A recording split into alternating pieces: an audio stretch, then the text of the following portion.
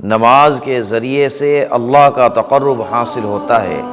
نماز کے ذریعے سے اللہ کی خوشنودی حاصل ہوتی ہے، نماز کے ذریعے سے اللہ کا تقرب حاصل ہوتا ہے۔ نماز کے بغیر اللہ کا تقرب حاصل نہیں ہو سکتا، نماز کے بغیر اللہ کی خوشنودی حاصل نہیں ہو سکتی، نماز کے بغیر اللہ کی رضا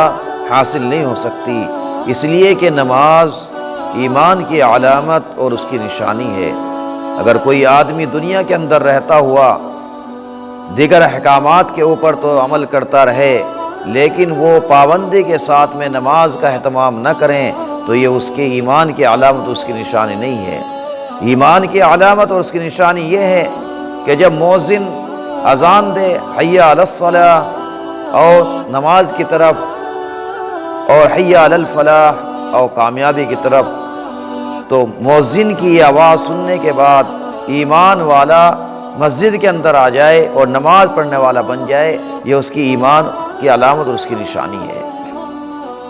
نبی کریم صلی اللہ علیہ وسلم کے زمانے کے اندر کسی منافق کی بھی ہمت نہیں ہوا کرتی تھی کہ وہ نماز کو چھوڑ دے۔ منافقین پابندی کے ساتھ میں نماز کا اہتمام کیا کرتے تھے، نماز کی پابندی کیا کرتے تھے۔ یہ وجہ تھی کہ نماز کی بنا پر ان کی فتنہ پروری کے اوپر پردے پڑے رہا کرتے تھے۔ ایک مخلص صحابی کے اوپر بھی یہ ظاہر نہیں ہو پاتا تھا کہ کون سچا مسلمان ہے، کون جھوٹا مسلمان ہے، اس لیے کہ منافقین بھی پابندی کے ساتھ میں نماز پڑھا کرتے تھے۔ میرے دوستو، دلوں کا حال تو اللہ کے علاوہ کوئی نہیں جانتا کہ کون سچا مسلمان ہے، کون جھوٹا مسلمان ہے۔ ہم تو صرف اتنا جانتے ہیں کہ اگر کوئی آدمی دنیا کے اندر رہ کر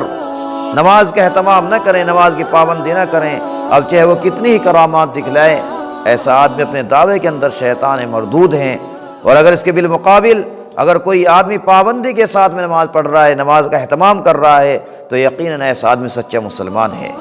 بہرحال میرے دوستو، نماز مذہب اسلام کا سب سے اہم اور بنیادی رکن ہے۔ نماز کی اہمیت اور اس کی افضلیت کو سمجھنے کے لیے اتنا ہی کافی ہے کہ اللہ تبارک و تعالیٰ نے نبی کریم صلی اللہ علیہ وسلم کے اوپر جتنے بھی احکامات نازل فرمائے وہ تمام کے تمام اس روئے زمین کے اوپر نازل فرمائے، لیکن میرے دوستو جب نماز کی باری آئی تو اللہ تبارک و تعالیٰ نے انتہائی اعجاز و اکرام کے ساتھ میں نبی کریم صلی اللہ علیہ وسلم کو عرش الہی کے اوپر بلا کر یہ تحفہ عظیم عطا فرمایا۔